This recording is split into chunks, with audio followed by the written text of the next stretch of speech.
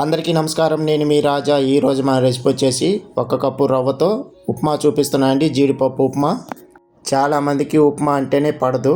10 kilometre దూరంలో ఉంటారు. కానీ ఇలా ఒక్కసారి చేసి పెట్టి చూడండి, లొట్టలు వేసుకుంటూ తింటారు. అంత రుచికరంగా, అంత టేస్టీగా ఉంటుంది. చేసుకునే విధానం కూడా చాలా తొందరగా అయిపోతుంది. ఎలా చేయాలో పూర్తి వీడియో చూడండి. రండి వీడియోలోకి వెళ్దాం. ముందుగా స్టవ్ మీద ఒక కడాయి పెట్టుకొని ఇక్కడ నేను ఒక 1/2 కప్పు దాకా నెయ్యి వేసుకుంటున్నాను. ఇక్కడ 2 స్పూన్లు ఆయిల్ కలుపుకొని నెయ్యి వేసుకుంటున్నాను. 1 టీ స్పూన్ దాకా శనగిత్తనాలు వేసుకోండి. అదే పల్లీలు అంటారు కదా, అవి వేసుకోండి. నెయ్యిలో కొంచెం వేయించుకుంటే సరిపోతుంది. ఇక్కడ మీకు నెయ్యి ఇష్టం లేదంటే ఆయిల్ కూడా వేసుకోవచ్చు. ఒక 1/4 కప్పు దాకా ఆయిల్ వేసుకొని కూడా చేసుకోవచ్చు. కానీ నెయ్యిలో చేస్తేనే సూపర్గా ఉంటుంది టేస్టు. ఇలా వేయించుకున్న తర్వాత 1 టీ స్పూన్ దాకా శనగపప్పు వేసుకోండి. 1 టీ స్పూన్ దాకా ఉద్దిపప్పు, ఒక 1/2 టీ స్పూన్ దాకా ఆవాలు, ఒక 1/4 టీ స్పూన్ అంతా జీలకర్ర వేసుకొని చిటపటలాడేలాగా కొంచెం ఫ్రై చేసుకుంటే సరిపోతుంది.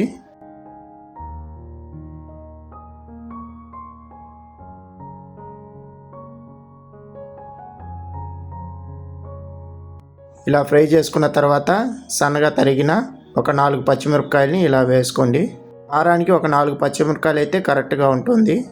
సన్నగా తరిగిన ఒక ఉల్లిపాయను కూడా వేసుకోండి. సన్నగా తరిగిన 1 టీ స్పూన్ అంతా అల్లం వేసుకోండి.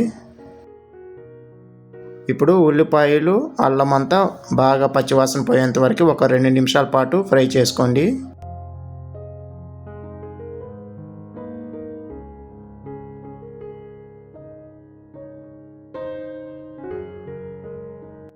ఇలా ద్వారగా వేయించుకున్న తర్వాత ఇందులోకి ఒక మీడియం సైజ్ టమాటాను వేసుకోండి.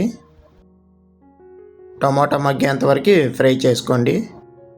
ఈ లోపల ఒక చిన్న రిక్వెస్ట్ అండి, ఎవరైతే నా ఛానల్ కొత్తగా చూస్తుంటున్నారో సబ్స్క్రైబ్ చేసుకొని చూడండి. నేను పెట్టే ప్రతి వీడియో మీకు నోటిఫికేషన్ ద్వారా వస్తుంది. చాలా ఈజీగా చేసుకోవచ్చు. ఇంకా మన ఛానల్లో చాలా మంచి రెసిపీలు ఉన్నాయండి. బ్రేక్ఫాస్ట్ రెసిపీలు ఉన్నాయి, స్నాక్స్ రెసిపీలు ఉన్నాయి, అలాగే స్వీట్ రెసిపీలు కూడా ఉన్నాయి. అవి కూడా చూసుకొని చేసుకొని తినండి. చాలా కొత్తగా చూపిస్తుంటున్నాను. వీలైతే మీ ఫ్యామిలీ మెంబర్స్కి, ఫ్రెండ్స్కి షేర్ చేయండి, సపోర్ట్ చేయండి.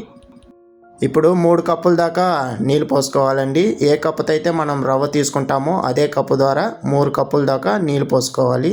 3 కప్పులు వాటర్ వచ్చేసి కరెక్ట్గా ఉంటుంది. లేదు మీకు కొంచెం ఎక్కువగా జారుగా కావాలంటే కొంచెం ఒక 1/2 కప్పు దాకా ఎక్స్ట్రా కూడా వేసుకొని మీరు చేసుకోవచ్చు. అలాగే రుచికి తగ్గ ఉప్పు కూడా వేసుకొని ఇప్పుడు ఇదంతా ఒకసారి అంతా బాగా కలుపుకోవాలి.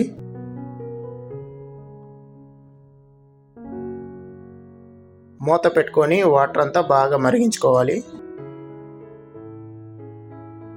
ఇప్పుడు వాటర్ అంతా బాగా మరిగిపోయాయి. ఈ సమయంలోనే 1 కప్పు దాకా రవ్వ తీసుకొని కొంచెంగా వేసుకుంటూ చేసుకోవాలి.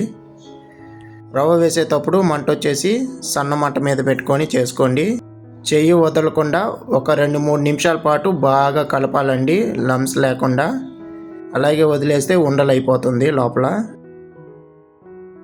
ఇప్పుడు రవ్వ వచ్చేసి బాగా వాటర్ని అంతా అబ్జర్వ్ చేసుకొని బాగా కొంచెం గట్టితనం వచ్చేసింది. ఈ సమయంలోనే ఒక 1/4 కప్పు దాకా జీడిపప్పులు వేసుకోండి. 1/4 కప్పు అనేది కాదు, మీకు ఎంత కావాలో మీ క్వాంటిటీకి చూసుకొని మీరు వేసుకోండి. వేసుకున్న తర్వాత అంతా ఒకసారి అంతా కలిపేయండి. కొంతమందికి ఒట్టిదిగా తినాలంటే ఇష్టపడతారు, కొంతమంది కొంచెం ఏమైనా డిఫరెంట్గా చేసుకొని తినాలంటే ఇష్టపడతారు. కానీ ఉప్మా తినని వాళ్ళు మాత్రం చాలామంది ఉంటారు. అలాంటి వాళ్ళకి ఇలా ఒకసారి చేసి పెట్టారంటే ఫిదా అవ్వాల్సిందే, ఎందుకంటే టేస్ట్ అలా ఉంటుంది. సో తప్పకుండా ట్రై చేయండి. ఆఖరిగా ఒక 2 టేబుల్ స్పూన్ దాకా నెయ్యి వేసుకొని మూత పెట్టుకొని ఒక 2 నిమిషాల పాటు సన్న మంట మీద కుక్ చేసుకోవాలి. 2 నిమిషాల తర్వాత సన్నగా తరిగిన కొంచెం కొత్తిమీర ఆకు వేసుకొని స్టవ్ ఆఫ్ చేసుకొని అంతా ఒకసారి కలుపుకొని సర్వ్ చేసుకొని తినటమే. చాలా అంటే చాలా సింపుల్గా అయిపోతుంది, త్వరగా అయిపోతుంది. 5 నిమిషాల్లో చేసుకోవచ్చు ఇలాంటి ఉప్మాలు. ఇంట్లో ఏమి చేయలేని పరిస్థితుల్లో ఇలా సింపుల్గా చేసుకునేదానికి ఇలాంటి ఉప్మా చేసి పెట్టండి, ఇష్టంగా తింటారు. సో తప్పకుండా ట్రై చేయండి. ట్రై చేసి ఫీడ్బ్యాక్ నాకు చెప్పండి మీకు ఎలా వచ్చిందో. మీలో ఎంతమందికి జీడిపప్పు ఉప్మా అంటే ఇష్టమో కమెంట్ చేయండి.